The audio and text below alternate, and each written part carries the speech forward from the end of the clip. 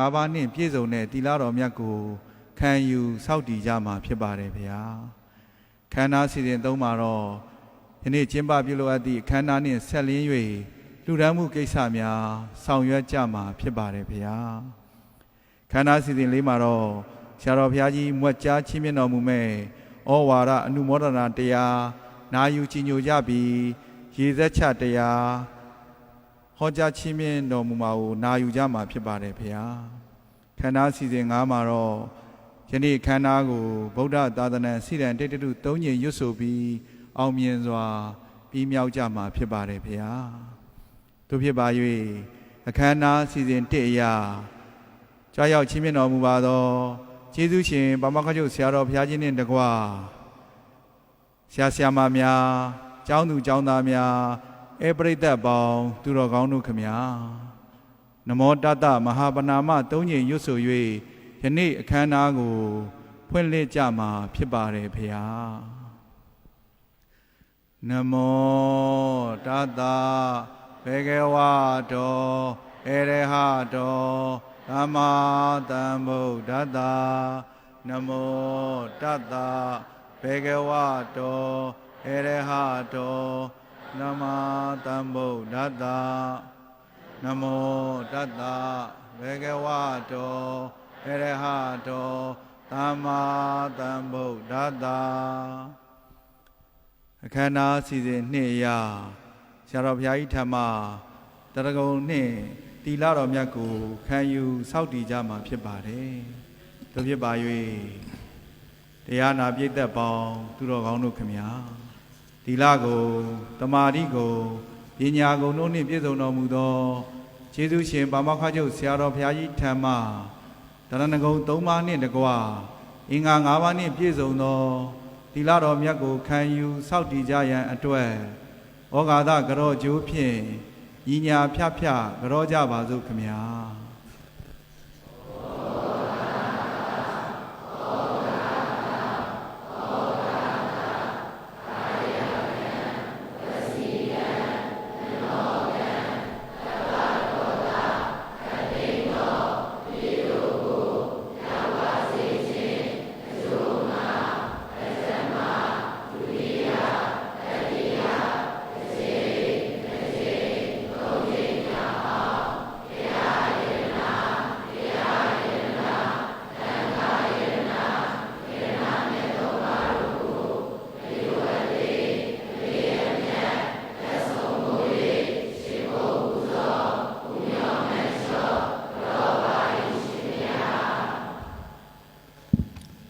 သက်ရှိကြမှာ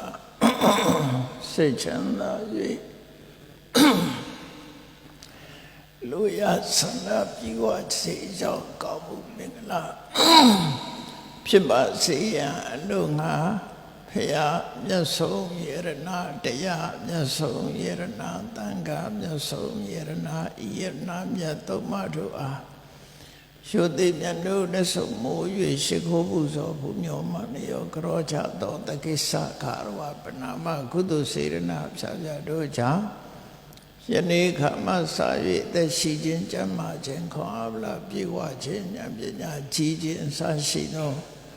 ကောင်းကျိုးချမ်းသာမင်္ဂလာပေါင်းတို့နှင့်ပြည့်စုံကြပြီလင်နိဗ္ဗာန်ရောက်ကြောင်းသူတော်ကောင်းတို့အချင်းတရားကိုကျင့်ကြံခြင်းကိုပွားများအထောက်နိုင်ကြကုန်သည်ဖြစ်၍ဒုက္ခခတ်သိမ်းချုပ်ငြိမ်းရမှမြတ်နိဗ္ဗာန်သို့လျင်ဆောစွာကိုယ်စီကိုယ်ငါမျက်မှောက်ပြုလွယ်နိုင်ကြပါစေအမ္ပန္တိတိတရဏိနတဟပိသတိလံခမံယသာမိအနုကံကတဝါတိလံဒေထမေပန္တိဒုတိယံပိအမ္ပန္တိတိတရဏိနတဟပိသတိလံအမံယသာမိအနုကံကတဝါတိလံဒေထမေပန္တိတတိယံပိ ဗန္တိဣတရဏိနတဟပိသတိလံအမယသာမိအနုဂဟံကတဝါသီလံဒေထပိပန္တိယမဝဒာမိတံဝတိထနမောတတဗုဒ္ဓဝေတောအရဟတောသမ္မာသမ္ဗုဒ္ဓတ္တ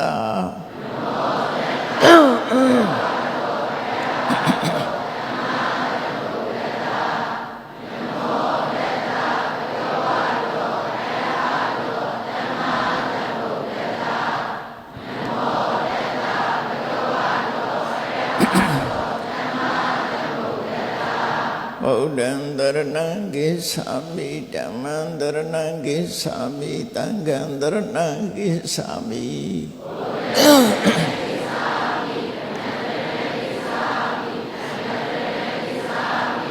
ဒုတိယံဘိဗုဒ္ဓံတရဏံဂိသာမိဒုတိယံဘိဓမ္မံတရဏံဂိသာမိဒုတိယံဘိသံဃံတရဏံဂိသာမိ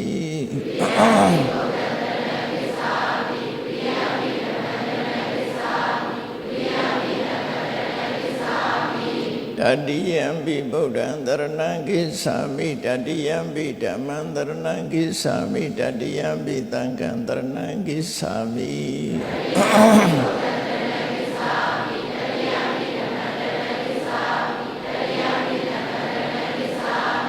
တရဏကမနံပရိပုံဏံ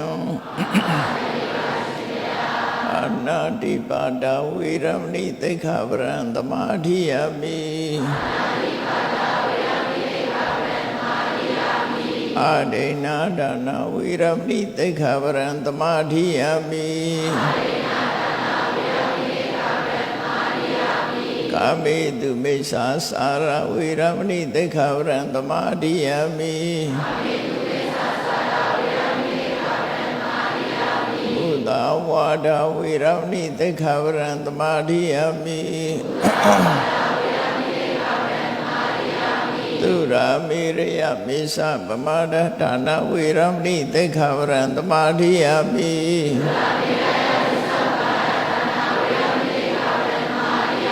ဣဒံမေတိနံနိဗ္ဗာနတပစ္စယောဟောတုတိတရဏိနာတဟပိသတိနံဓမ္မံသာရုကံကတဝါအပမဒိနတံပါဒိတာ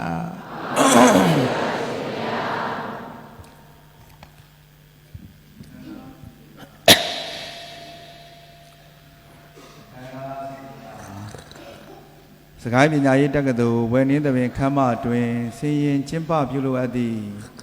စကိုင်းပညာရေးတက္ကသိုလ်ပါမောက္ခချုပ်အမှုရှိသောဆရာဆရာမများကျောင်းသူကျောင်းသားများ၏ဩဝါဒခံယူပွဲအခမ်းအနားနှင့်ဆက်လင်း၍လူဒန်းမှုကိစ္စများဆောင်ရွက်ကြမှာဖြစ်ပါတယ်ဗျာဆရာတော်ဘုရားကြီးထံအဆက်စွာလူဒန်းနိုင်ရန်အတွက်ဆရာတော်ဘုရားကြီး၏ကပ္ပိယကာရကအဖြစ်ဥရဲလွင်ဆိုမှဆောင်ရွက်ပေးပါရန်လေးစားစွာပန်ကြားအပ်ပါတယ်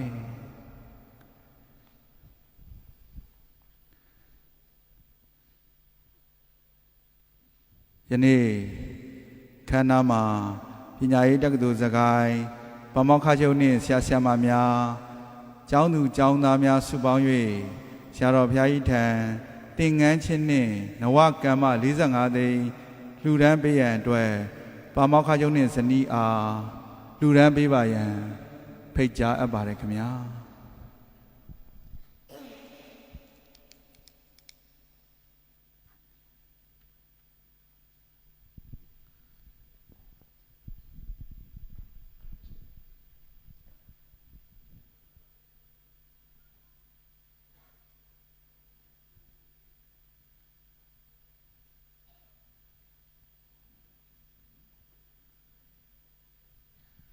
သာဓု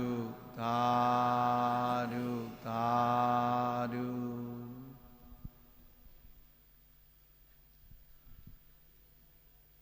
သာဓုသာဓုသာ ဆက်လက်ပြီးကွယ်လွန်သူအမီဒီပထမနှစ်ကျောင်းသူ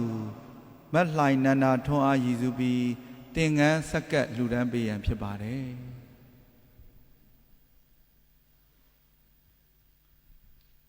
ကွယ်လွန်သူအမီဒီပထမနှစ်ကျောင်းသူမတ်လှိုင်နန္ဒာသိန်းအားရည်စူးပြီးသင်္ကန်းဆက်ကပ်လှူဒန်းပေးရန်ဖြစ်ပါတယ်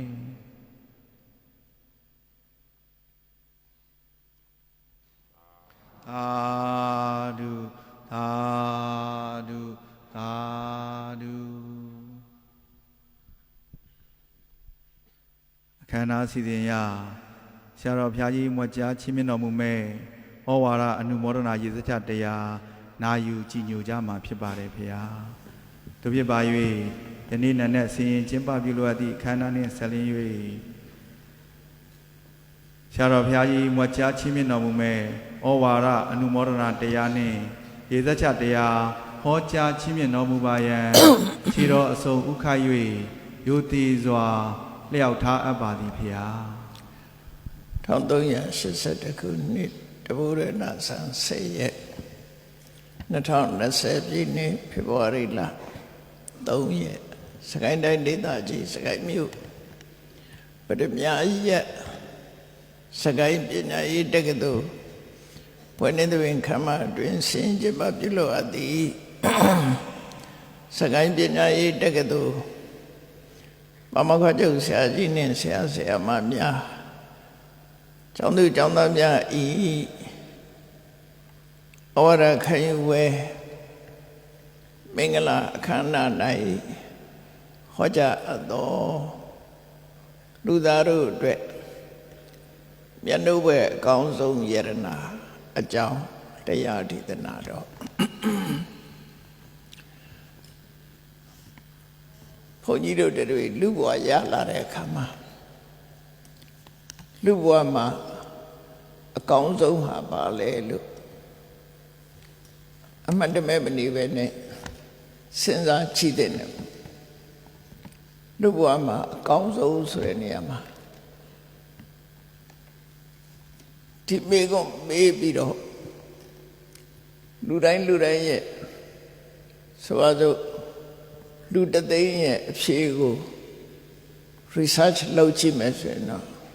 ဘာတွေထွက်လာမလဲလူသားတွေအတွက်မျက်နှာဘက်အကောင်းဆုံးအရာလို့အဖြေတွေကတော့အမျိုးစုံထွက်လာမယ်လို့ထင်ပါတယ်ဖြေတာဘာကြောင့်လို့ဆိုရင်ကိုကြိုက်တာကိုဖြေကြမှာနော်ကိုကြိုက်တာကိုဖြေကြမှာဆိုတော့အကောင်းဆုံးကဘာလဲလို့ဆိုရင်ဝက်သားကြိုက်တဲ့လူကဝက်သားများဖြေမလားမသိဘူး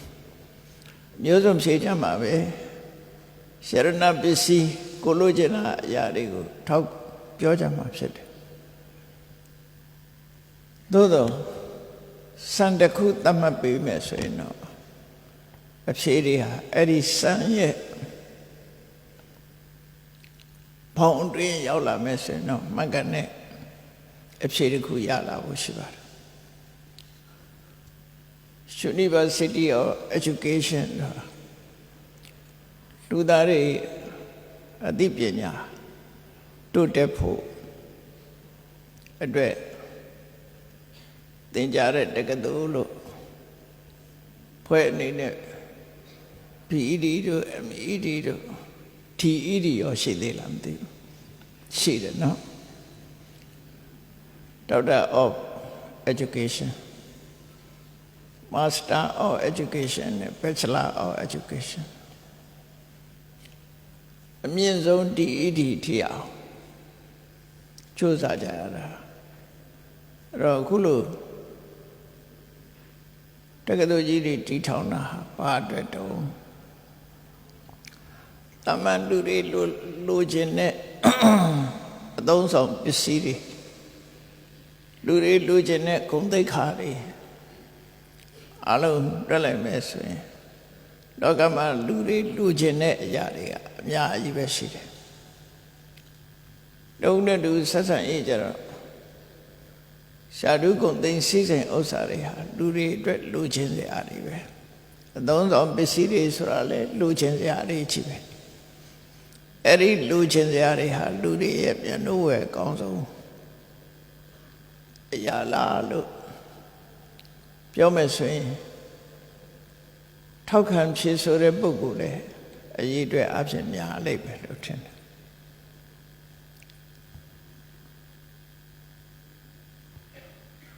အဲ့တော့စံတစ်ခုသတ်မှတ်ပေးလိုက်မယ်ဆိုရင်ကိုယ့်ဘဝကို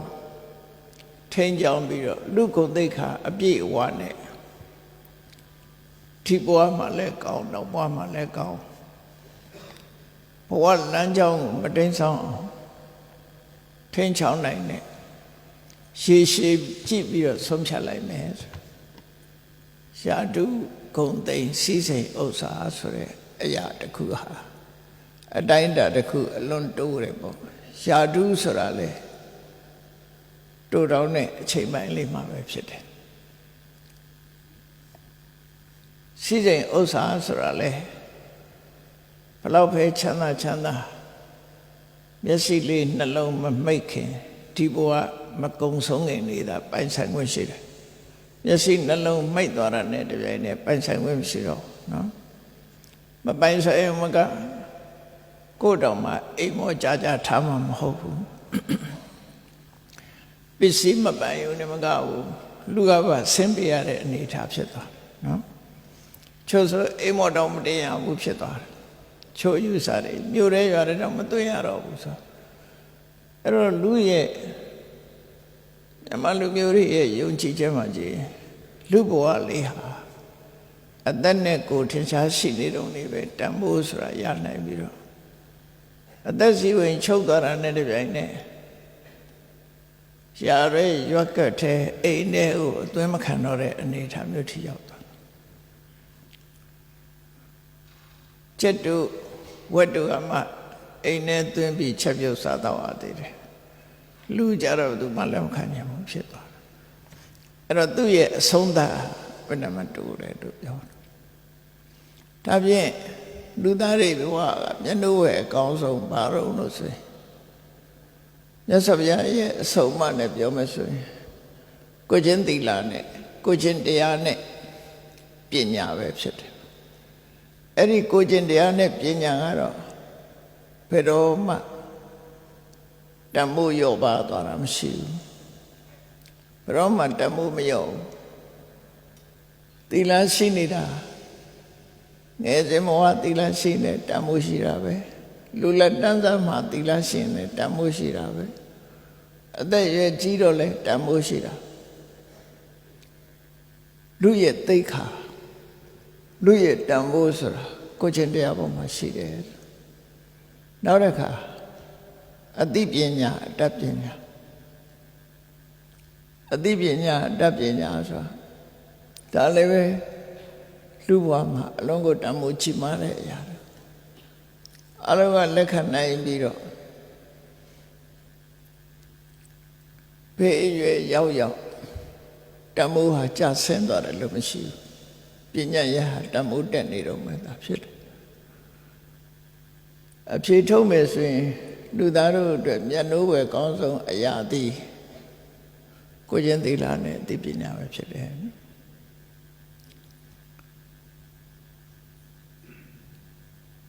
အလုံးခြုံငုံပြီးတော့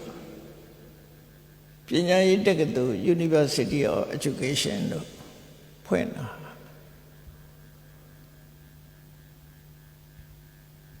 how to teach ကအဓိကထမတယ်ကျောင်းသူကျောင်းသားတွေကိုဘယ်လိုသင်ကြားပေးမလဲဆိုတဲ့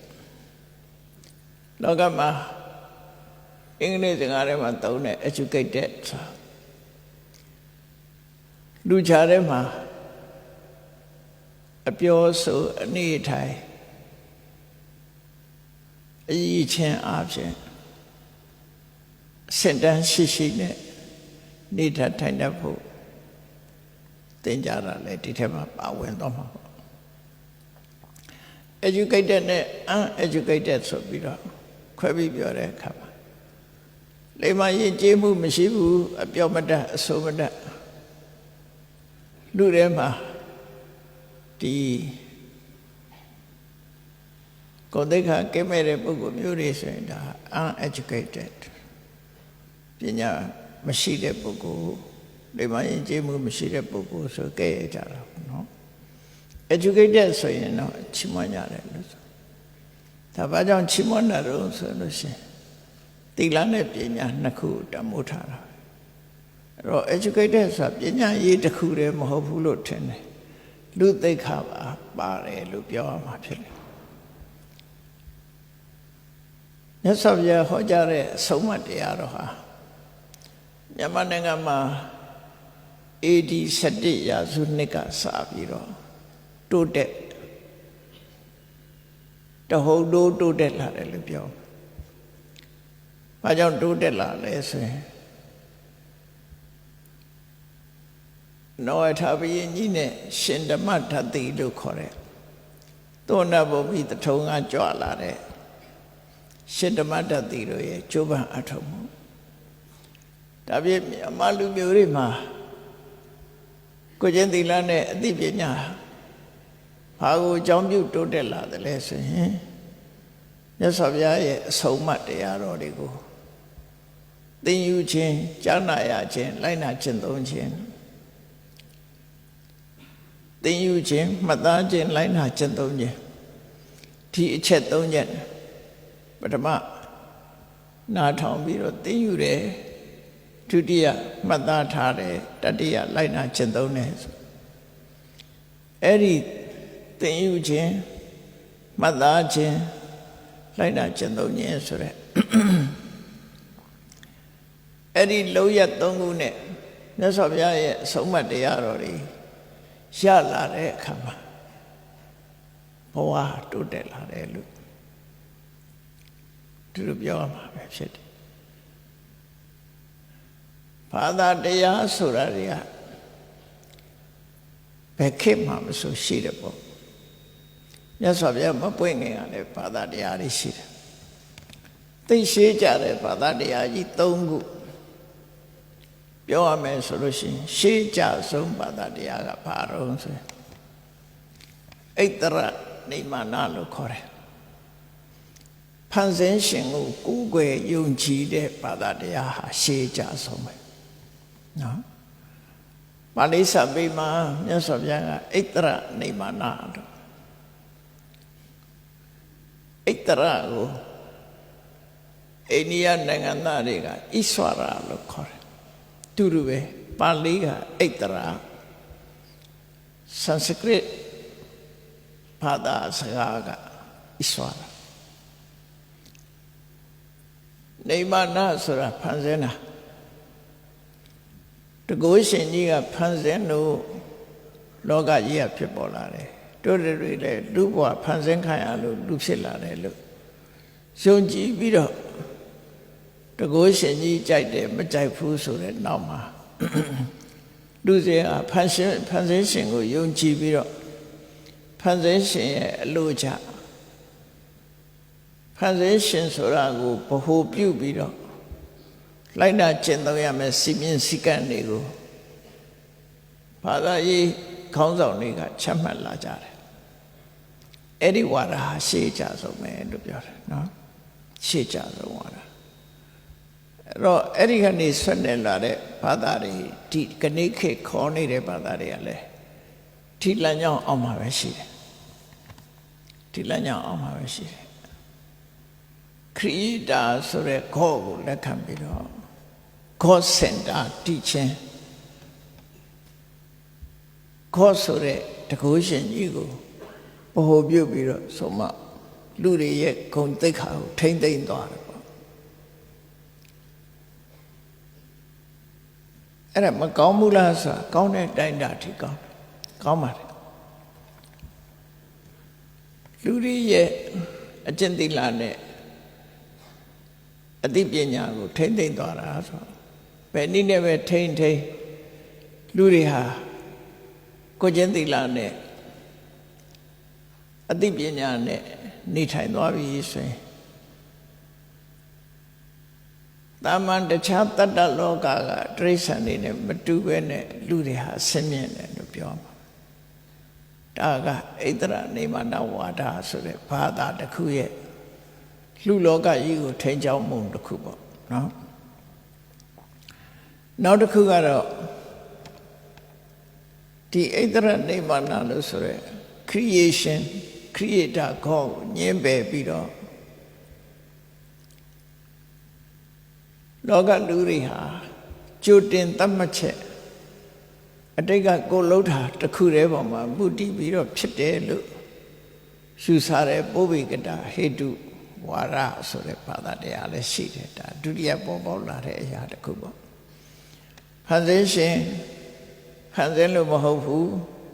ကြိုတင်ပြီးတော့သတ်မှတ်ထားတဲ့အတိုင်းလူတွေဟာဖြစ်ရတယ်လို့အဲ့ဒီဘာသာဝါဒအရာကြတော့သူကလူတွေဟာလူဖြစ်တာလဲကျွတ်တင်ပြီးတော့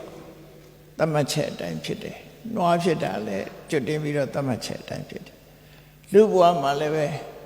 မျက်စိနှကွင်းအလေးမရဘူးဆိုရင်လည်းကျွတ်တင်ပြီးတော့သတ်မှတ်ထားတဲ့အတိုင်းပဲ။လက်မပါဘူးဆိုရင်လည်းကျွတ်တင်ပြီးသတ်မှတ်တယ်။ခုခေတ်ပြောတဲ့ autism တို့ဘာလို့ဆိုလဲကျွတ်တင်သတ်မှတ်ထားတယ်လို့။အဲ့တော့သူဟာပစ္စုပန်လူတွေရဲ့လောက်ရကိုဘာမှအတိမမပြုဘဲနဲ့လောက်ခဲ့ပြီးတဲ့အကြောင်းတရားတစ်ခုတည်းကိုလက်ခံတဲ့ဘာသာဝါဒဖြစ်သွားတယ်။အဲ့ဒီဘာသာဝါဒအရာဘာဖြစ်တော့ဆိုလူတွေဖို့တိုးတက်လမ်းပါတစ်ခုမှမရှိဘူး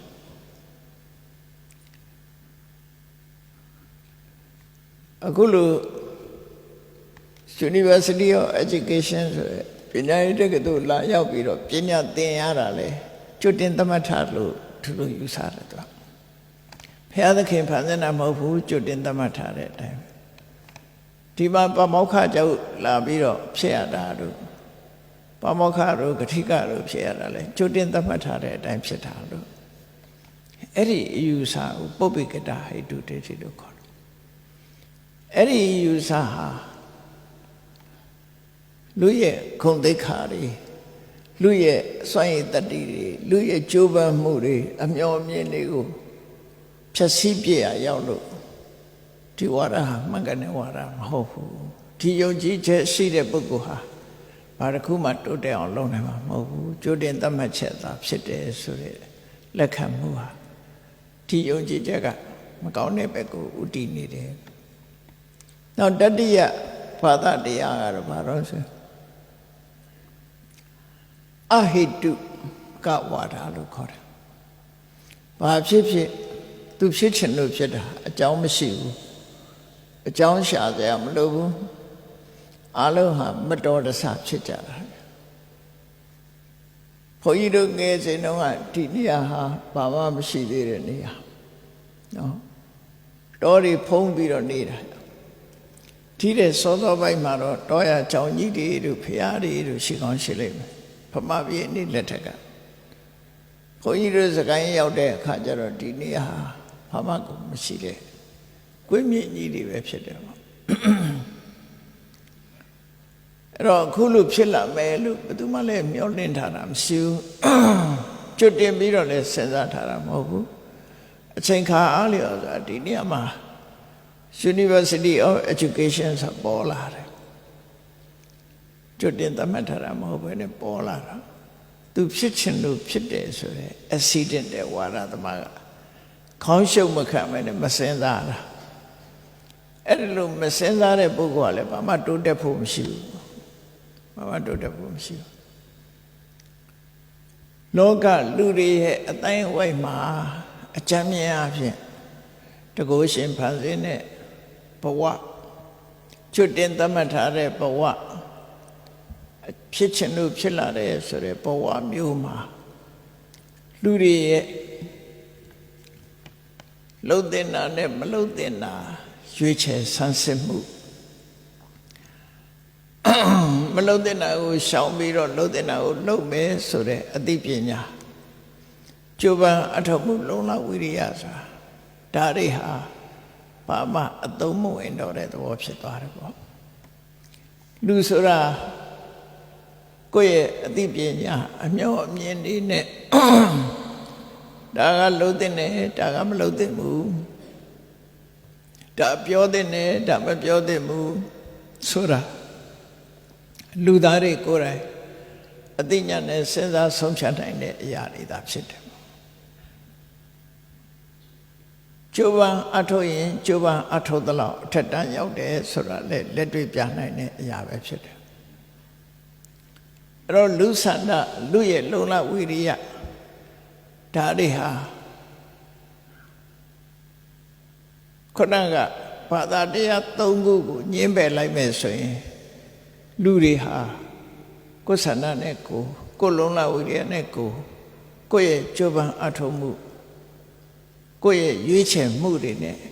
ជីវတော်တက်လာနိုင်တယ်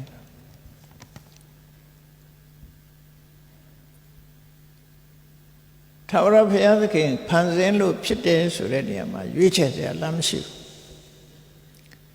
အတိတ်ဘဝကလှုပ်ခက်လို့ဆိုတဲ့ပုံမှာအခြေခံလို့ရှိရင်လည်းရွေးချယ်စရာလမ်းမရှိဘူးပြီးခဲ့ပြီးသားတွေအကြောင်းမဲ့ accident ဖြစ်တယ်ဆိုရင်လည်းရွေးချယ်ဖို့လမ်းမရှိဘူးအဲ့တော့အဲ့ဒီလိုဘာသာဝါဒတွေရဲ့ခြားထဲမှာ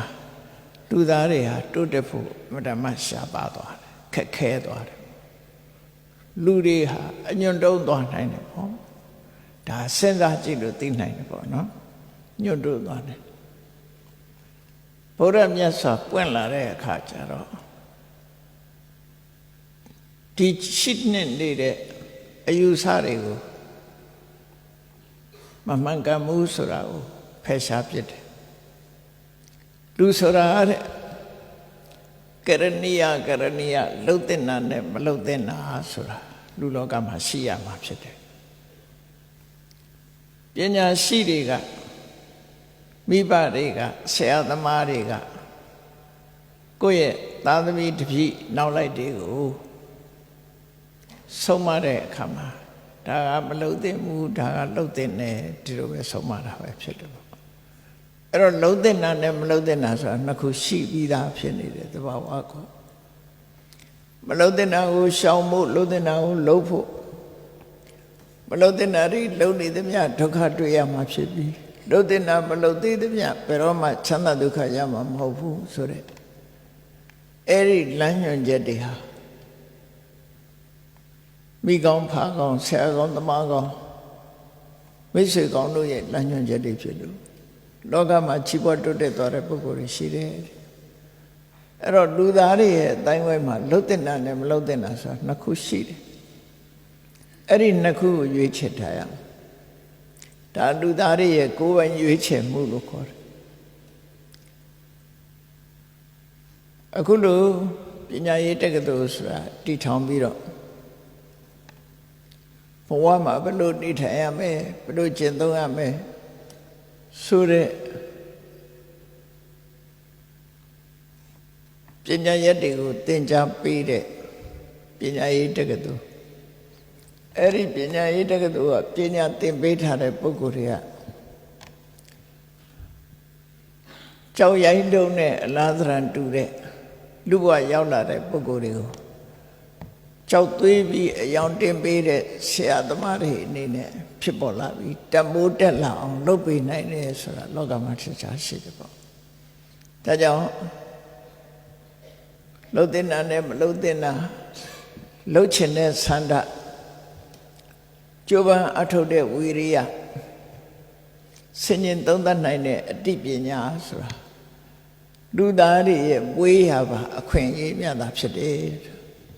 အဲ့ဒီလူသားတွေရဲ့မွေးရပါအခွင့်အရေးကိုတန်ဖိုးထားတာတော့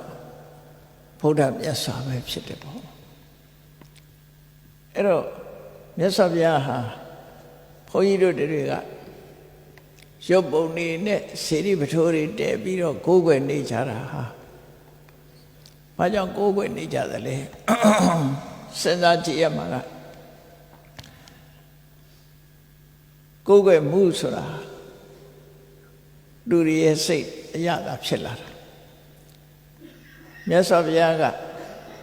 သူဟောပြောတဲ့ဆုံးမဩဝါဒပေးတာကိုလက်တွေ့ကျင့်သုံးဖို့သာဟောတာဖြစ်တယ်ကိုးကွယ်ဖို့ဟောတာမဟုတ်ဘူးနော်ကိုးကွယ်ဖို့ဟောတာမဟုတ်ဘူးကိုးကွယ်တာကလူသားတွေဟာသူများကိုအားကိုးတဲ့စိတ်ကြီးမားကြတယ် မြန်မာနိုင်ငံမှာဗုဒ္ဓဘာသာမရောက်ခင်ကတကိုးရှင်တွေနတ်ဖျားတွေဒါတွေကိုရှုံချီကိုးကွယ်ကြတာဟုတ်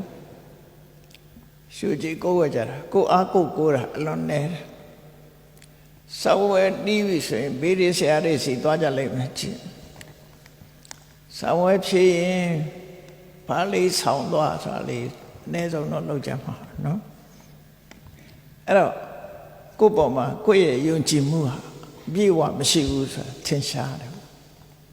ကိုယုံကြည်မှုမရှိဘူးတဲ့ယုံကြည်မှုဘေးရင်ဆရာကဒီနှစ်ကောင်းတယ်မကောင်းဘူးဒီနှစ်ဒီပဲနှလုံးရမယ်ဆိုလဲအကြောင်းသွားကြမှာကြည့်မကြခင်ဘေးရင်ဆရာတွေစီမှာလူစီကားလိမ့်မယ်အဲ့ဒါကိုယ့်ဟာကိုယ်မှုအားနေသွားတဲ့သဘောပဲတကယ်ကတော့အကြီးအချင်းဆိုတာ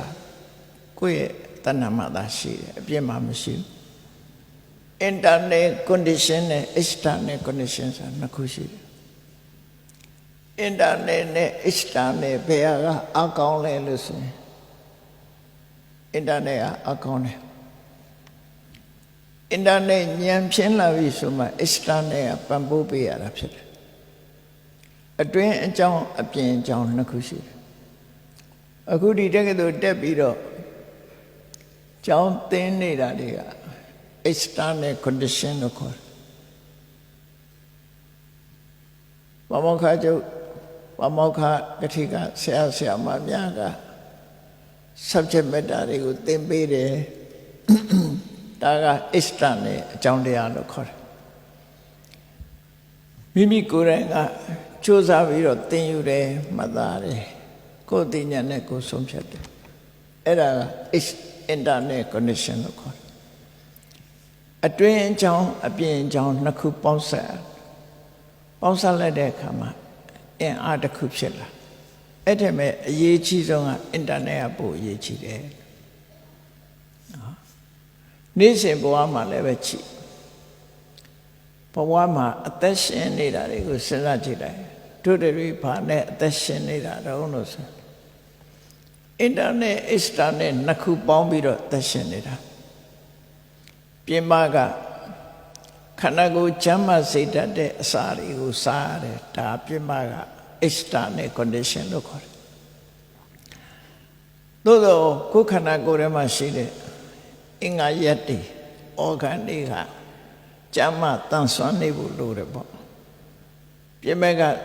စားတဲ့အစာလည်းပဲအာဟာရထပြေဝတယ်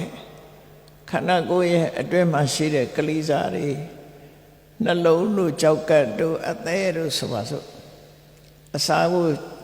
ကျင့်ညက်ပြီးတော့ခန္ဓာကိုယ်အတွင်းမှာတန်ရှင်းသွားစေနိုင်တဲ့အင်္ဂါရက်တွေကလည်းကောင်းတယ်ဆိုလို့ရှိရင်ဒီလိုဟာကျမ်းမာတာပဲလေ internet external နှစ်ခုပေါင်းတာအပြည့်မဲ့ကဘလောက်ကောင်းတာတွေစားအသေးမကောင်းဘူးကြောက်ကမကောင်းဘူးတခြားဘာညာမကောင်းဘူးဆိုလို့ရှိရင်အမဖြစ်ပြန်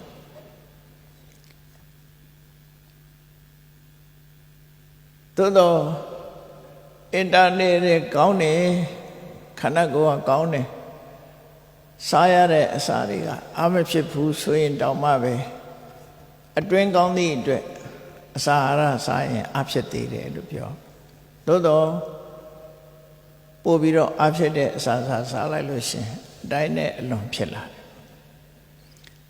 ဘယ်ကိစ္စမှမဆို internet နဲ့ external နှစ်ခုပေါင်းစပ်ထားတယ်ဆိုတဲ့သဘောတရားကိုစဉ်းစားဆင်ခြင်မှုလိုအပ်တယ်ပေါ့နော်အဲ့တော့ခွန်ကြီးတို့တွေလောကမှာလူဘဝရလာပြီဆိုလို့ရှိရင်တန်ဖိုးထားရမယ်မျက်နှာထိုက်တဲ့အရာနှစ်ခုရှိတယ်လို့များစွာသောအရာတွေကဒီနှစ်ခုပဲရွေးချယ်ပြီးတော့ပြောရမယ်ဆိုအကောင်းဆုံးလို့ရွေးထုတ်လိုက်မယ်ဆိုရင်ဘာလို့ဆိုရင်လူရဲ့ကိုယ်ချင်းတရားရဲ့အသိပညာရဲ့ဒီနှစ်ခုဟာအကောင်းဆုံးလို့ပြောမြတ်စွာဘုရားကလည်းဆုံးမတာဒီနှစ်ခုပဲသီလပညာနာတော်ဆယံကိုယ်ချင်းသီလရှိတယ်အသိပညာရှိတယ်ဆိုရင် အရာရာအခက်ခဲဟုသမျှကိုအောင်မြင်နိုင်တယ်လို့ဆိုတာဒီထဲမှာပတ်စံရှိရင်ငွေကြေးတနာပြည့်စုံရင်အကတ်ကောင်းရင်ဆိုတာမပါဘူးเนาะအဲ့ဒါတွေကလည်းအပေါ်ယံအကြောင်းတော့ဖြစ်တာပေါ့သို့တော့အတွင်းကြတဲ့အနှစ်သာရအကြောင်းဟာဒီနှစ်ခုပဲမြတ်စွာဘုရားရဲ့အဆုံးအမတရားတော်တွေဟာကိုယ်ွယ်ရတဲ့ဘာသာတရားရဲ့လို့မဟုတ်ဘူးလိုက်နာကျင့်သုံးရမယ့်အဆုံးအမဩဝါဒတွေသာဖြစ်တယ်မြန်မာနိုင်ငံမှာထွန်းကားနေတဲ့ဘုရားရဲ့အဆုံးအမတရားတော်တွေဟာအခုလိုတက္ကသိုလ်ကြီးဖွင့်ပြီးတော့သင်ယူရမယ့်ပညာရည်တွေသာဖြစ်တယ်ပေါ့နော်သင်ယူပြီးတဲ့အခါလိုက်နာကျင့်သုံးရမယ့်ပညာရည်တွေဒီပညာရည်တွေနဲ့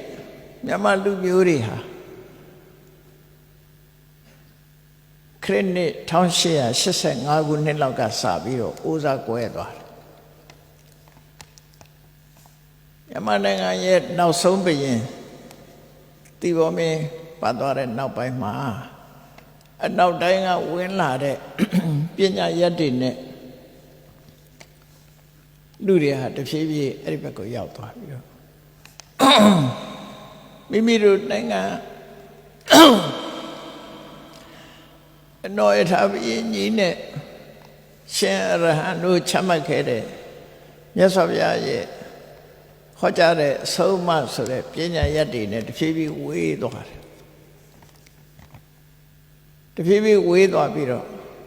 နောက်တိုင်းပညာရည်တွေကိုလေးလာချရတာပိုများလာတယ်။ဘာကြောင့်လေးလာရတယ်လဲလို့ဆိုရင်အဲ့ဒီပညာတတ်မှရှားဒူးလေးရလည်းရတယ်။စာဝတ်နေရေးအတွက်ကလည်းအဆင်ပြေမယ်။အဓိကတော့အဲ့ဒါပဲ။လက်တွေ့ဖြည့်ရှင်းဖို့ရာကအဲ့ဒီပညာရည်နဲ့ဘွဲ့လက်မှတ်ကလေးရထားပြီဆိုရင်လှုပ်ရှောက်လို့ရတယ်ပေါ့သာဝနေကိုထောက်ကူပြုတဲ့ပညာရည်တွေလို့ဆိုအဲ့တော့ဗုဒ္ဓဟောတဲ့အဆုံးအမတွေကသာဝနေကိုတိုက်ရိုက်ခြေစူးပြုတဲ့ခေတ်ဟာကုန်ဆုံးသွားတော့အဲ့ဒီမြတ်စွာဘုရားရဲ့အဆုံးအမတော်တွေဟာတော်တော်များများကြောပေးတာခံလိုက်ရတယ်လို့ဘယ်တော့ကစတော့ဆိုရင်1800နော်80-85လို့ပြောမှာပေါ့မြန်မာသက္ကရာနဲ့ပြောမယ်ဆိုရင်1248ခုနှစ်1248ခုနှစ်ကနေစပြီးတော့ကြောပေးတာခံလိုက်ရတယ်အဲ့ဒီကနေပြီးခဏထီအောင်နောက်ကိုပြန်လှည့်လို့မရသေးဘူးခတ်ဆောင်းဆောင်းလေးတော့ဖြစ်လာနောက်တဲ့ကိုပြန်မလှည့်နိုင်တော့ဘူးပေါ့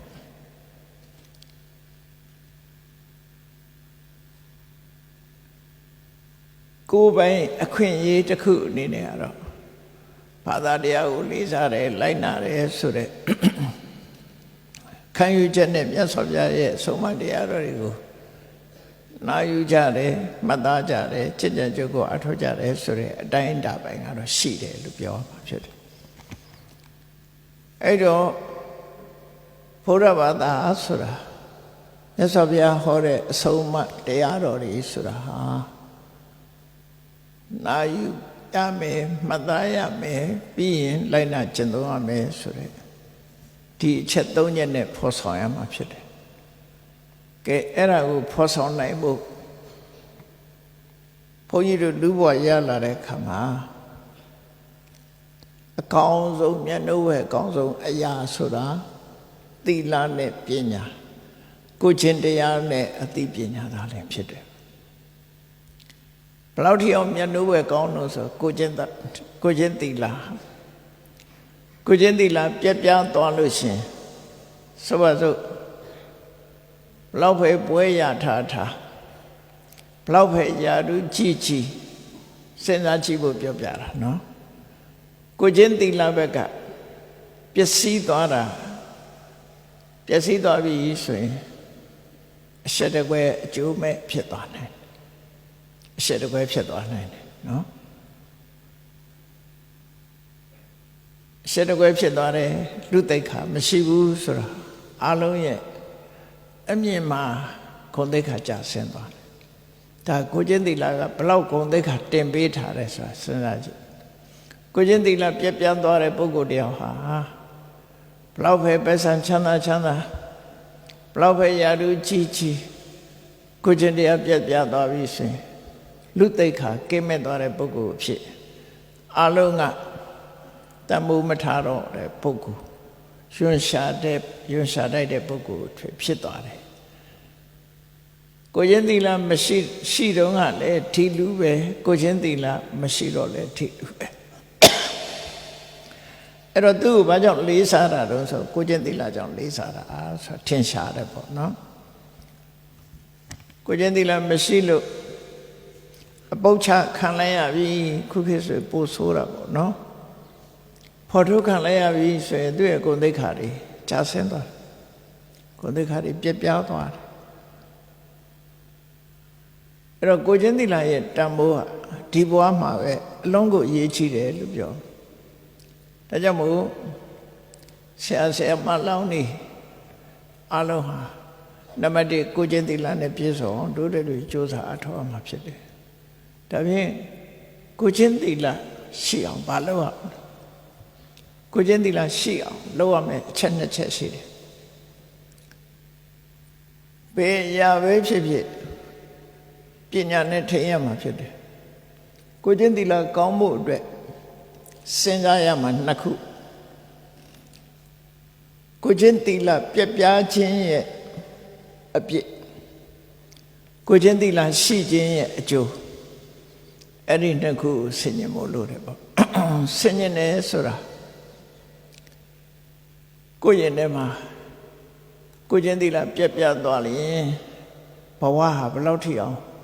နှုံချသွားနိုင်တယ်သူ့ရဲ့အပြစ်ကိုချင်းသီလပြက်သွားလို့ရှိရင်ဘယ်လောက်ပဲလောကမှာဆက်ဆရာကောင်းသွားနိုင်တယ်ဆိုတာကိုနံပါတ်1တွေးတော်ရမယ်ဆင်ញင်ရမယ်ကိုချင်းသီလပြက်ခြင်းနောက်ဘဝငရဲကြတာတွေမကြတာတွေအသာထားကိုမသိဘူးဒီဘဝမှာရင်ကြည့်လက်ရှိဘဝမှာလည်းပဲ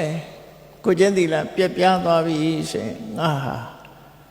လူအတိုင်းဝိုင်းထဲမှာအထူးသဖြင့်လူအတိုင်းဝိုင်းဆိုတဲ့ထဲမှာဂုဏ်သိက္ခာရှိတယ်လူအတိုင်းဝိုင်းထဲမှာကိုဟာမဝင်ဆန်းတော့ကိုချင်းသီလပြက်ပြားသွားလို့ဂုဏ်ရှိသေးရှိဘဝနဲ့ခေါင်းမော့ခါကော့ပြီးမွဲနိုင်ဘူးကိုချင်းသီလမကောင်းတဲ့ပုဂ္ဂိုလ်ဆိုတာအောက်တန်းနောက်တန်းရောက်သွားနိုင်တယ်ဒါကြောင့်မို့ကိုချင်းသီလမရှိခြင်းရဲ့အပြည့်ဟာဒီဘဝတည်းမဲ့တို့တွေလူရမကွေးတဲ့ဘဝမျိုးရောက်စေနိုင်တယ်နောက်အကျိုးကိုစဉ်းကျင်စဉ်းစားကြည့်လိုက်ကိုချင်းသီလရှိလို့ရှိရင်ဘယ်ပရိသတ်ထဲသွားဘယ်အတိုင်းဝိုင်းနဲ့ဝင်ကိုဟာမဟုတ်တာမလုပ်တဲ့လူတယောက်ဆိုခုံရှိတယ်သိက္ခာသမာဓိရှိတဲ့ပုဂ္ဂိုလ်ဖြစ်အလုံးကလက်ခံတယ်နော်ဝင်ဆန်းတယ်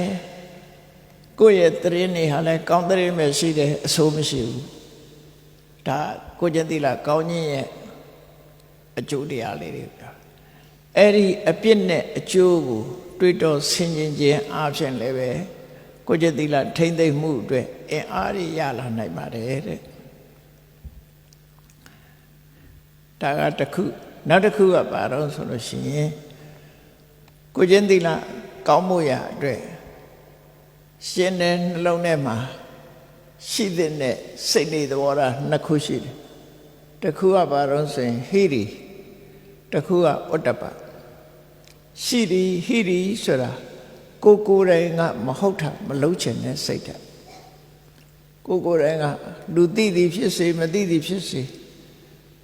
မဟုတ်တဲ့လုပ်ရက်ကိုမလုပ်တဲ့အလုပ်တွေဆိုလို့ရှိရင်ယွန်ရှာတဲ့စိတ်ဓာတ်ရှိရစိတ်ထဲမှာမိပြီးတော့ဖြစ်တာဟိရိမြန်မာလူပြန်တဲ့အခါရှက်တယ်လို့ပြန်တယ်မဟုတ်တာလုပ်ရမှာရှက်တယ်ယွန်တယ်မဟုတ်တာမလုပ်ဘူးဆိုတဲ့အတိတ်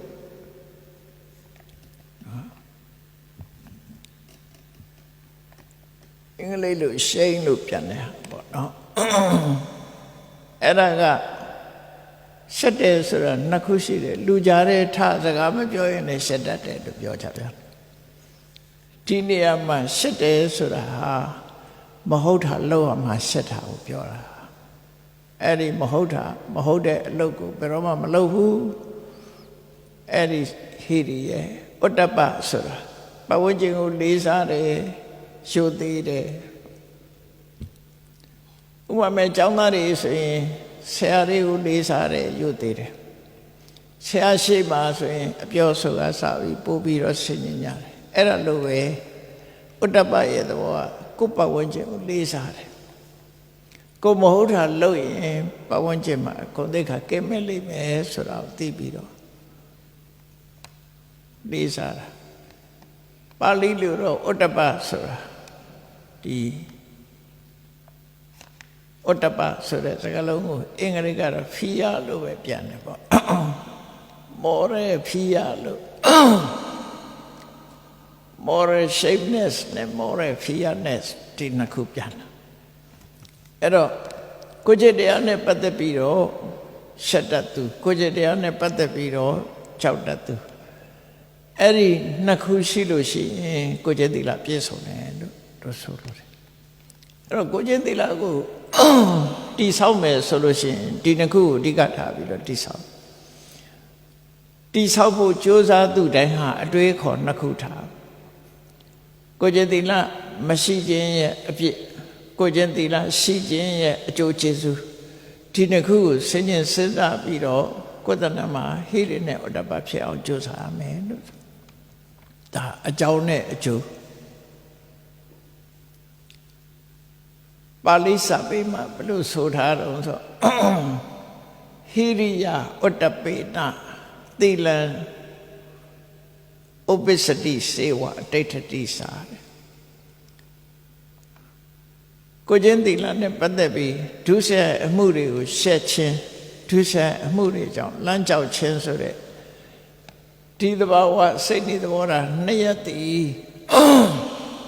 ကိုကျင့်သီလကိုဖြစ်စေတတ်တယ်ကိုကျင့်သီလကိုတည်မြဲစေတတ်တယ်လို့ဆိုဒီအကြောင်းနှစ်ခုကိုယ်တဏ္ဍမှာရှေ့အောင်လုပ်ပြီးတော့ထူထောင်ပေးခြင်းအပြင်ကိုယ့်ရဲ့ကိုကျင့်သီလကိုဖြစ်ပွားစေရမယ်ထိမ့်သိမ်းဆောင်ရှောက်ရမယ်ဒါက human dignity လို့ခေါ်တဲ့ကိုကျင့်သိက္ခာပိုင်းပေါ့နော်ဒါကအသိပညာရဖို့ရအတွက်လည်းပဲအကြောင်းရှိတယ်အသိပညာရဖို့ရအတွက်ဘာလို့တော့ဆိုအတွင်းအကြောင်းနဲ့အပြင်အကြောင်းနှစ်ခုလိုအပ်တယ်အကျဉ်းချုံးလိုက်ရင်နှစ်ခုဆရာသမားတွေတတိလိမ္မာတဲ့ပုဂ္ဂိုလ်တွေထံကနေပြီးတော့သင်ယူခြင်းကအပြင်အကြောင်းမိမိကိုယ်တိုင်ကလက်ခံသုံးသက်ဆင်ញင်စဉ်းစားခြင်းဆိုတဲ့ယောနိသောမနတိကာရအတွင်းအကြောင်းနော်သင်ယူခြင်းနဲ့ပြောမယ်ဆိုရင်သင်ယူခြင်းနဲ့စိတ်ဝင်စားခြင်းပေါ့သင်ယူခြင်းနဲ့စိတ်ဝင်စားလေးလာသုံးသပ်ခြင်းအဲ့ဒီနှစ်ခုသည်အသိပညာတိုးတက်ခြင်းရဲ့အကြောင်းပဲလို့အသိပညာရခြင်းအဲ့ဒီနှစ်ခုဟာအရေးကြီးတယ်ပေါ့မြတ်စွာဘုရားကပညာကိုဘယ်လိုရအောင်လုပ်ရမလဲဆိုရင်တခွန်းနဲ့ပြောမယ်ဆိုလို့ရှိရင်သုတ်တုတာလက်ပတိပညာနဲ့သုတ်တုတာဆိုတာသင်လို့တဲ့ဆန္ဒနာယူမှတ်သားလို့တဲ့ဆန္ဒသည်လက်ပတိပညာအသိပညာကိုရနိုင်တယ်လို့သူတို့ဆိုတာကိုယ်တိုင်ကသိကျင်တတ်ခြင်းစိတ်ရှိဖို့လိုအပ်တယ်ပေါ့အဲ့ဒီဆန္ဒတစ်ခုတည်းသောအကြောင်းတစ်ခုပဲဘာဖြစ်ဖြစ်ရမှာသိကျင်တဲ့တတ်ခြင်းနဲ့ဆိုသိကျင်တတ်ခြင်းနဲ့ဆန္ဒကိုအကြောင်းပြုပြီးတော့သိအောင်လုပ်လာတယ်တော့ပြောမယ်ဆိုလို့ရှိရင်လောကမှာအောင်မြင်ဖို့ရအကြောင်းက၄ခုရှိတယ်အပြင်မှာရှားတာမဟုတ်ဘူးကိုယ့်ရင်ထဲမှာရှိရ၄ခုကပါတော့ဆိုရင်သန္တာဝိရိယဝိမန္တစိတ်တဝိမန္တလို့အဋ္ဌိပတ်၄ပါးလို့ခေါ်တယ်အဋ္ဌိပါဒဆိုတာ အောင်မြင်ခြင်းရဲ့အကြောင်းတရား means of accomplishment accomplishment အောင်မြင်ခြင်းရဲ့အကြောင်းတရား၄မျိုး means of accomplishment အဲ့ဒီအကြောင်းတရား၄မျိုးမှာနံပါတ်1ပညာရဖို့အတွက်သိကျင်တဲ့ဆန္ဒတတ်ချင်တဲ့ဆန္ဒနံပါတ်1နံပါတ်2ကဆန္ဒရှိတဲ့အတိုင်းကြိုးပမ်းအထောက်မှုလုံလဝိရိယအခက်အခဲတွေပေါ်မှာကြော်လွှမ်းနိုင်တဲ့ကြံ့ခိုင်တဲ့စိတ်ဓာတ်နံပါတ်3ဆင်ញင်သုံးသပ်တတ်တဲ့အသိပညာဝိမန္တနံပါတ်4အဲ့ဒီ၄ခုဟာအရာရာမှာအောင်မြင်နိုင်တဲ့အကြောင်းတရား၄မျိုးပဲဖြစ်တယ်ဒါလည်းပဲ internal condition တွေပဲကိုယ့်ရဲ့ထဲမှာရှိရမယ့်အရာတွေပဲအဲ့ဒါတွေနဲ့ဖြည့်ရှင်းသွားရမယ်လို့ဆိုတော့အဲ့ဒါကိုမြတ်စွာဘုရားဟောလိုက်တာသုတ်တုတလက်ပတိပညာအသိပညာရဖို့အတွက်ကသိချင်တတ်ချင်တဲ့ဆန္ဒဟာအဓိကကြတယ်သိချင်တတ်ချင်တဲ့ဆန္ဒပေါ်မှာအကြောင်းပြုပြီးတော့သိမှုတတ်မှုဖြစ်ပေါ်လာတယ်လို့ဒီလိုမြတ်စွာဘုရားဆုံးမခဲ့တာဆိုဘုန်းကြီးတို့တွေကိုယ့်ဘဝပညာရဖို့အတွက်သိကျင်တဲ့ဆန္ဒတစ်ခုဟာနံပါတ်1အရေးကြီးဆုံးပဲဒါဖြင့်ဆန္ဒရှိနေုံနဲ့ပြီးလာဆိုမပြီးဘူးကြိုးစားရမယ်ကြိုးစားတဲ့အခါမှာလည်းအခက်အခဲဆိုတာမကြုံမှုမဟုတ်ဘူးကြုံလာမယ်ကြုံလာတဲ့အခါစိတ်ဓာတ်ကြံ့ခိုင်မှုလိုအပ်တယ်နောက်တစ်ခုကအခက်အခဲကိုဘယ်လိုဖြေရှင်းရမလဲဆိုတဲ့ဒီလမ်းကိုသိတဲ့အသိပညာဆိုတာလည်းအရေးကြီးတယ်လို့အလုံးပေါင်းလိုက်တဲ့အခါဒီ၄ခုပဲဒါကြောင့်မို့ဒီ၄ခုဟာအမှန်တမ်းအရေးကြီးတာမို့ကိုယ့်ရဲ့နှလုံးထဲမှာအားပြော့နေသေးတယ်ဆိုရင်ကိုယ့်ကိုပြင်ပြီးတော့အားကောင်းအောင်လုပ်ပြီးတော့ရတယ်အသိပညာဆန္ဒကိုမြန်မာလူမျိုးတွေရဲ့စကားပုံထဲမှာလည်းရှိတယ်ဆန္ဒကြီးလင်ကြံသမျှပြီးတယ်ဆိုတာနော်အဲ့ဒီစကားလုံးကပါဠိစာပေကရတဲ့စကားလုံးပဲဆန္ဒဝတ္တောကိဏ္ဏမကမ္မနာသိစတိပါဠိဆောင်ဘုကဆန္ဒဝတ္တောကိဏ္ဏမကမ္မနာသိစတိဆန္ဒရှိတဲ့ပုဂ္ဂိုလ်ဆန္ဒပြင်းပြတဲ့ပုဂ္ဂိုလ်မှာမအောင်မြင်တဲ့အလုပ်ဆိုတာမရှိဘူးလို့သူတို့ဆိုလို့နော်မအောင်မြင်တဲ့အလုပ်ဆိုတာမရှိပါဘူးအလုပ်အလုံးဟာအောင်မြင်ပါတယ်ဆန္ဒရှိရင်အလုံးဖြစ်ပါတယ်လို့သူတို့ပြောတဲ့တော့ဆန္ဒဝတ္တောကိဏ္ဏမကမ္မနာသိစတိအဲ့ဒါနဲ့အလျော်အင်္ဂလိပ်လိုဆောင်းပုံမှတ်ချင်ဆန္ဒ makes the impossible possible လို့မှတ်ရမှာဆန္ဒ makes the impossible possible ဆန္ဒဆိုတဲ့ရှင်ထဲကစွမ်းအားရှိတဲ့အရာတစ်ခုဟာတဲ့မဖြစ်နိုင်ဘူးဆိုတာတွေကိုဖြစ်အောင်လုပ်နိုင်စွမ်းရှိတယ်ခေါင်းကိုယုံကြည်တဲ့ပုဂ္ဂိုလ်တွေကခေါင်းနဲ့ပတ်သက်ပြီးပြောတဲ့စကားရှိတယ်God makes the impossible possible သူတို့ဘုရားသခင်ဒီမဖြစ်နိုင်တာတွေအလုံးကိုဖြစ်အောင်လုပ်နိုင်တယ်ပေါ့သူတို့နော်ဘုရားဘာသာရေးကြတော့ဘာပြောမလို့ဆန္ဒ makes the impossible possible အဲ့လိုထို့တူပဲဝိရိယကလည်းဝိရိယဝတ္တောကိဏ္ဏမကမ္မနာသိစတိဝိရိယရှိတဲ့ပုဂ္ဂိုလ်ဟာမဖြစ်နိုင်တဲ့အလုပ်ဆိုတာမရှိဘူးစိတ်တဝတ္တောကိဏ္ဏမကမ္မနာသိစတိကြံ့ခိုင်တဲ့တိမတ်တည်ငြိမ်တဲ့စိတ်ဓာတ်ရှိတဲ့ပုဂ္ဂိုလ်ဟာလည်းပဲမဖြစ်နိုင်တဲ့အလုပ်ဆိုတာမရှိဘူးဝိမန္တဝတ္တောကိဏ္ဏမကမ္မနာသိစတိအသိပညာစဉ်းစားဉာဏ်ရှိတဲ့ပုဂ္ဂိုလ်တယောက်ဟာလည်းမအောင်မြင်တဲ့အရာဆိုတာမရှိဘူးလို့အဲ့ဒီကိုယ့်ရဲ့အရည်ချင်းတွေကိုယုံကြည်ပြီးတော့ဒီရည်ချင်းတွေကိုတိုးမြင့်ပြီးတော့ကြိုးစားဘာအတွက်တုံးဆိုအသိပညာရဖို့အတွက် အဲ့တော့ကိုချင်းတရားနဲ့အသိပညာဒီနှစ်ခုဟာလောကမှာတန်ဖိုးရှိဆုံးပဲဒီနှစ်ခုအောင်ရှော့ချလို့မရဘူးအသိပညာတစ်ခုတည်းပြောလို့လည်းမရဘူးကိုချင်းသီလတစ်ခုတည်းလည်းပြောလို့မရဘူးနှစ်ခုလုံးစုံမှနော်ကိုချင်းသီလတော့ရှိတယ်ပညာမရှိဘူးစွမ်းဆောင်မှုအားနည်းမယ်ပညာတော့ရှိတယ်ကိုချင်းသီလမရှိဘူးလူတော့လူကောင်းမဖြစ်ဘူးနော်လူတော့လူကောင်းမဖြစ်ဘူးကိုချင်းသီလလည်းမရှိဘူးပညာလည်းမရှိဘူးတမိုးမရှိတဲ့လူတစ်ယောက်ဖြစ်သွားမယ်ကိုချင်းသီလလည်းရှိတယ်ပညာလည်းရှိတယ်တမိုးကြီးမားဆုံးလူဖြစ်တယ်ဒါကြောင့်မြတ်စွာဘုရားရဲ့အဆုံးအမအရာတို့တွေဟာ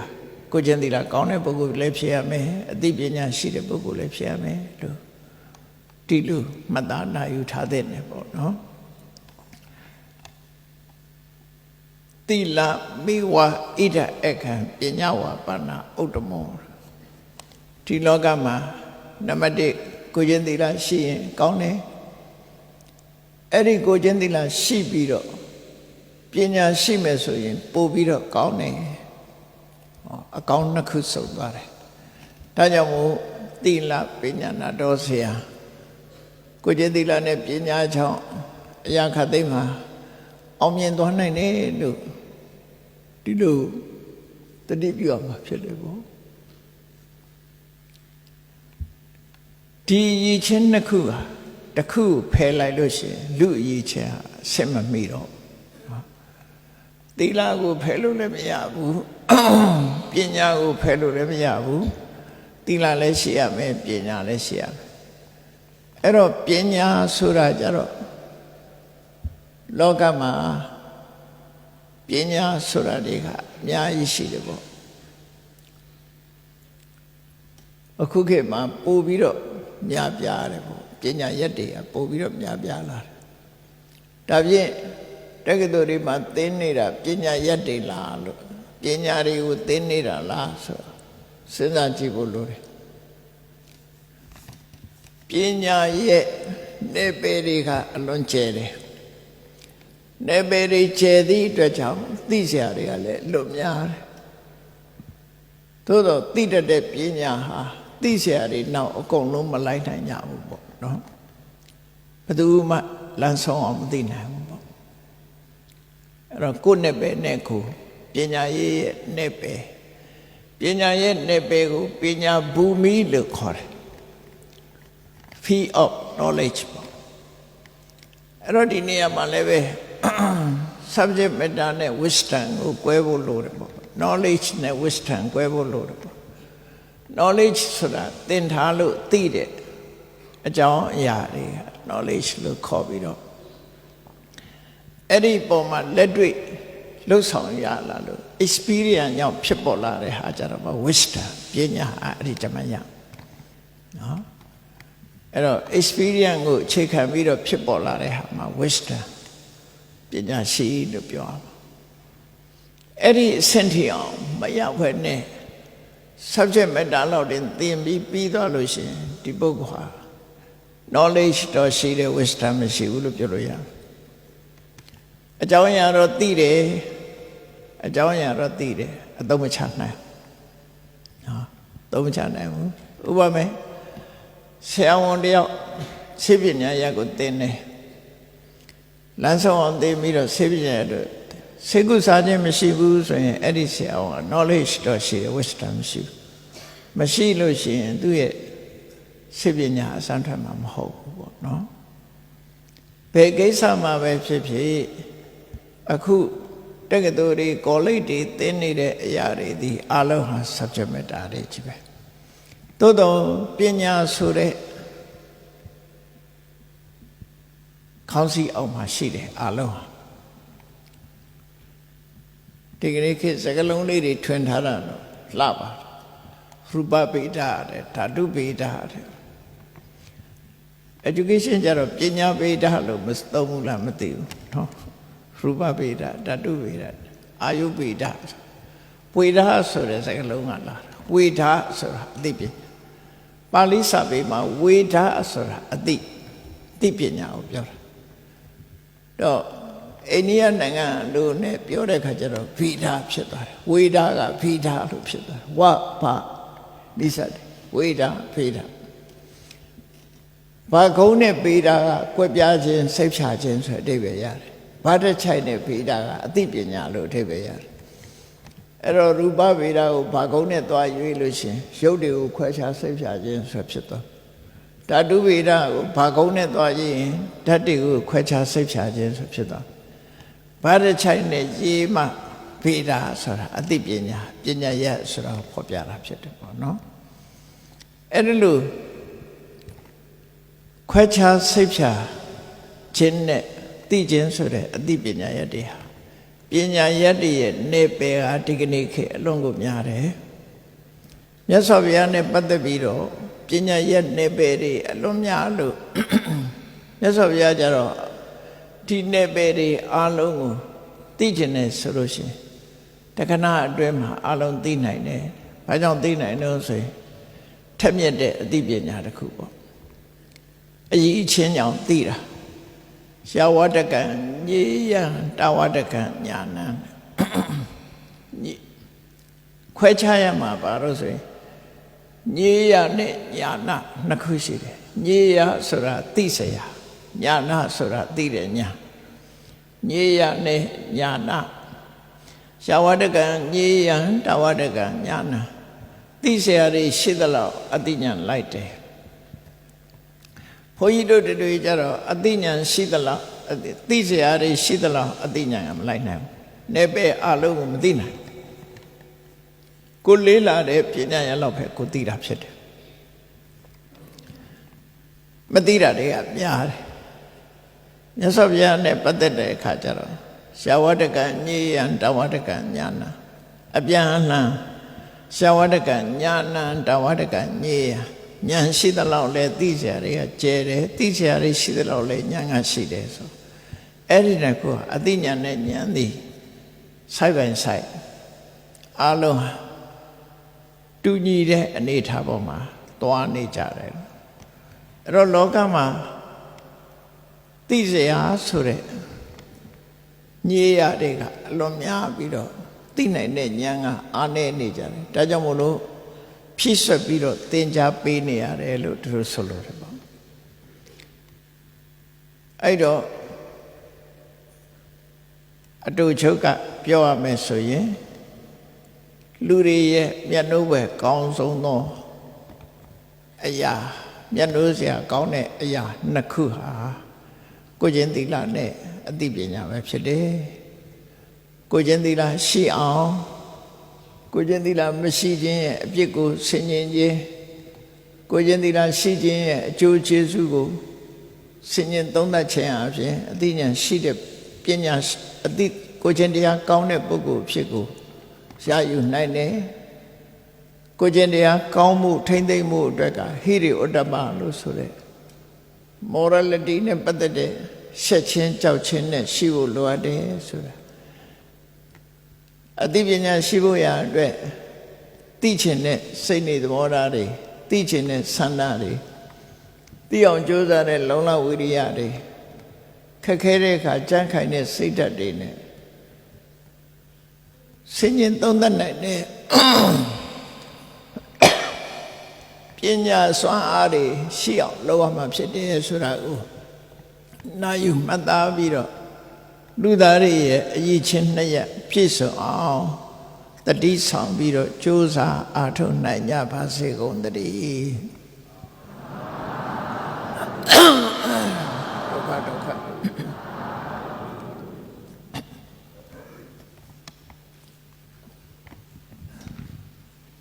ရှိစေချပေးမယ်ကဲ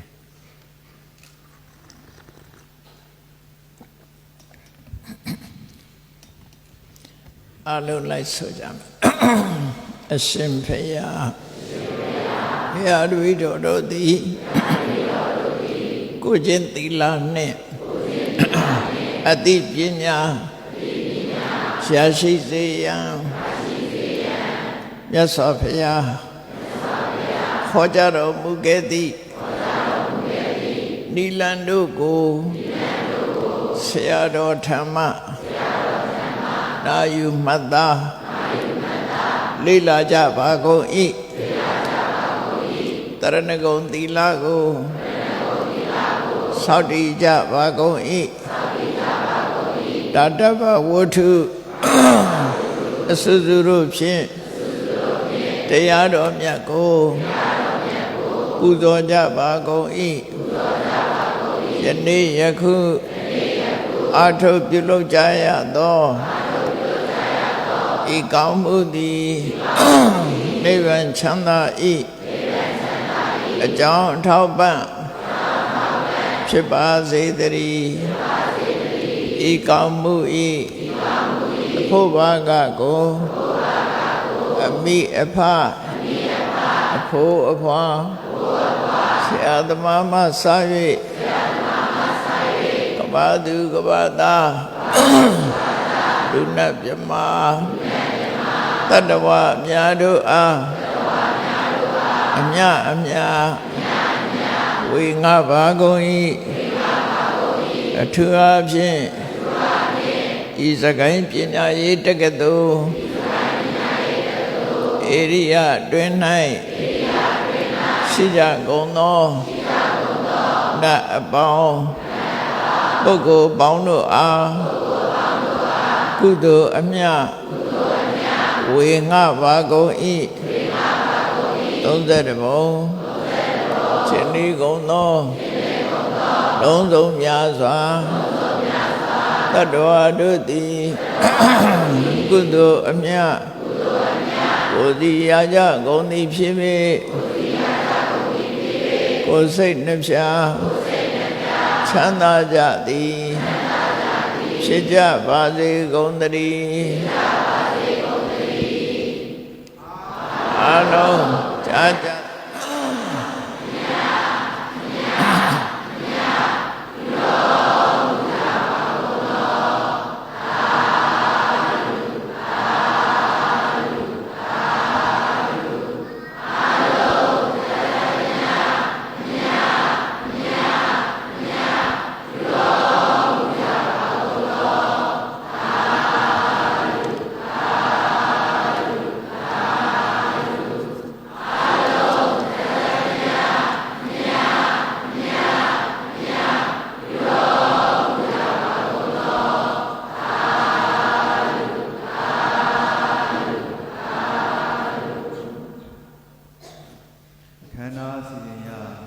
ယနေ့ခန္ဓာကို